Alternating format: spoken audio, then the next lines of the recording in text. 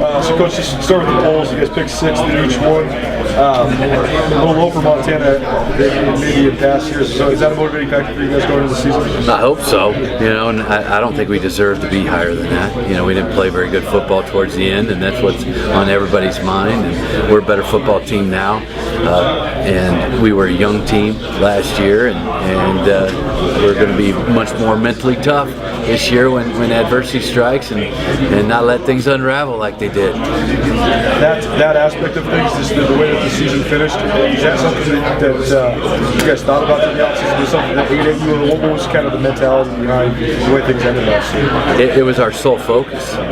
We've always had good players, but when adversity does strike, how do you handle it? And our upperclassmen have to rally the troops, and we have to stick together. You have adversity all the time, as a football team, and you can't point a finger, you can't blame somebody else, and it's going to happen. And it's not okay, but it is okay. We got to move to the next play, and if our team will stick together and support each other in all facets, OD, everything, we've got good players, and we'll win a bunch of games.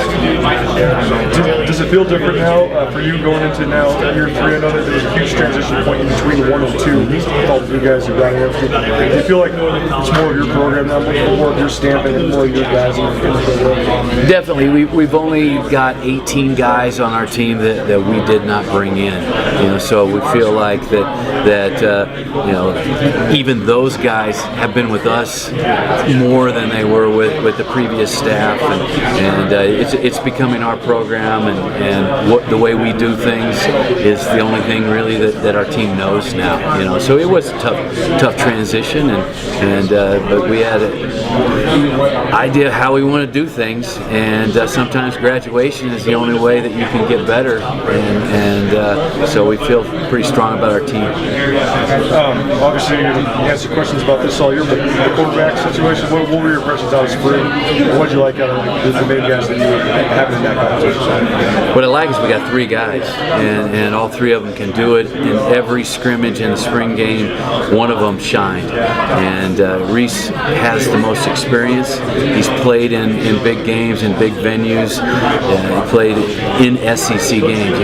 He was a backup, a few years ago there, and I feel like he's the guy. He's got to continue to compete, but he can be the guy starting the season, and he's got to play well, every day to keep it. But I feel like he's a guy that we've got to get ready to go, and Caleb and Gresh are really capable guys, and the door is always open. It's somebody else can move in and take that position, but Reese will go in as a starter when fall camp starts. It seems like each one has different strengths. Reese probably the strongest arm, Gresh probably the cerebral guy, and then Caleb probably the most mobile guy. When you're evaluating that, when they do have different strengths, how do you evaluate who's maybe winning a competition like that? Reese has the upper hand because he's been in the system, and as much stuff as we do with the quarterback and them understanding it just clicks for him. The difference between him last spring and this spring was night and day. So he does have the upper hand that way. Caleb's very, very athletic. He's got a strong arm. He can really run. Tall guy. Gresh is a guy who's always going to be prepared. He can make the throws, but he is going to be overly prepared. Right. I love it. It seems like you guys have a chance to be improved up front. How much will that help just in the operation of the offense? Probably the biggest improvement every year we've been here has been the O-line, and we're getting more athletic there. We have a chance to start 4 seniors on the O-line this year, and we were very young and undersized and probably not as powerful and athletic as we wanted, and we're getting a lot closer to where we want to be up front. Receiver-wise, collection of talent back there as well. Who are some of the guys that rose to the top in the spring, and what do you think of some of the young guys you have coming up? There's a ton of young guys that are unproven. They're just suspects right now, but Keenan on the backside. Well, we may move Keenan to the field, and and Calhoun go to the backside. You know, Sammy Akeem's a guy that's really tall and long, that could be a good short side receiver, X receiver. The H's are so solid with Bingham and Horner and McKenna Simmons. You know, he's a guy that excited us in spring ball. Everyone knows Jerry and Samori Torre had a great spring at Z. So we've got depth. We've always had good players starting for us, but if we took them off the field, I had to be aware of who was on the field calling plays. Now we feel like we can call plays, and the backups are going to do the job for us. Jerry had such a breakout year last year. He's sure to have a, so to speak, target on his back. How do you manage a guy like that that is going to be kind of more of a focal point of opposing defenses? Well, I hope he is, because then they're going to have to do things defensively to prepare for him, and then the quarterback's got to get the ball to other people, you know, and we're going to try to find ways to get him the ball, but if the defense wants to take him away, other people are going to have success.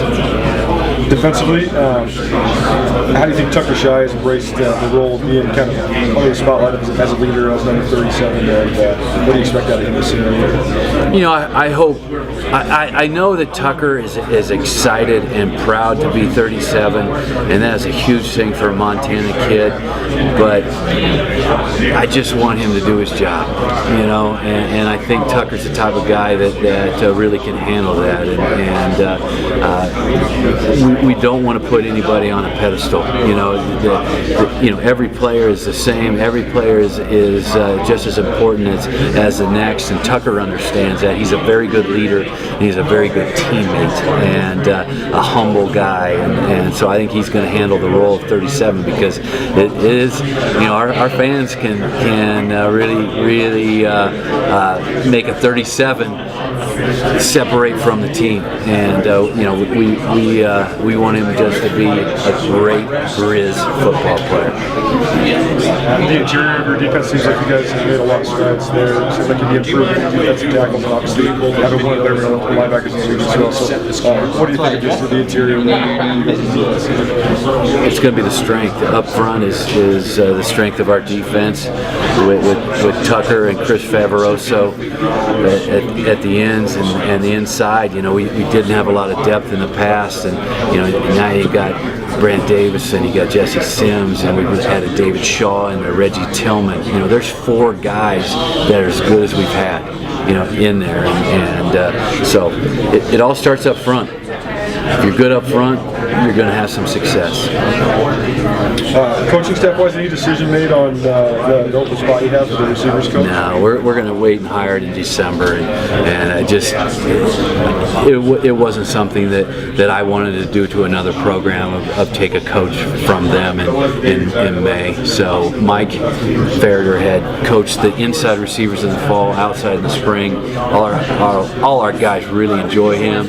He's going to have the room. We're going to have a defensive assistant move over to help him with that position. But our kids were really excited to have Coach Farrader coach them, and I know our inside guys were disappointed when I moved him to outside. So everybody's happy.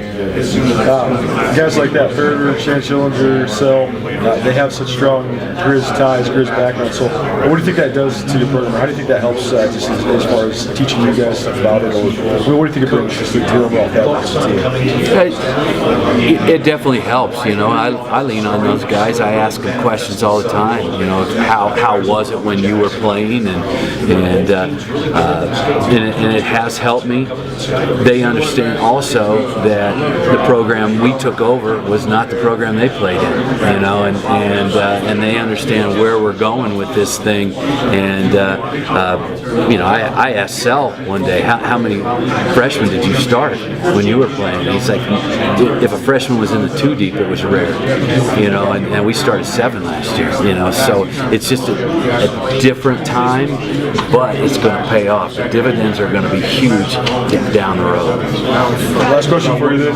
What are your personal expectations for this season? And do you feel any pressure coming into this year? You know, we were hired to do a good job, you know, and to build a program the right way, and to think that you're going to be where you need need to be or want to be in the second year, it's those expectations are unrealistic, and so we're going to stay the course and build this thing the right way, and we're not going out and trying to grab players and try to win right away. We're going to try to win down the road and build a program that's going to be sustainable, if you try to plug a bunch of transfers in, it can fall off a cliff very quickly, and we're going to build this thing start it with Montana recruits and build it with high school kids.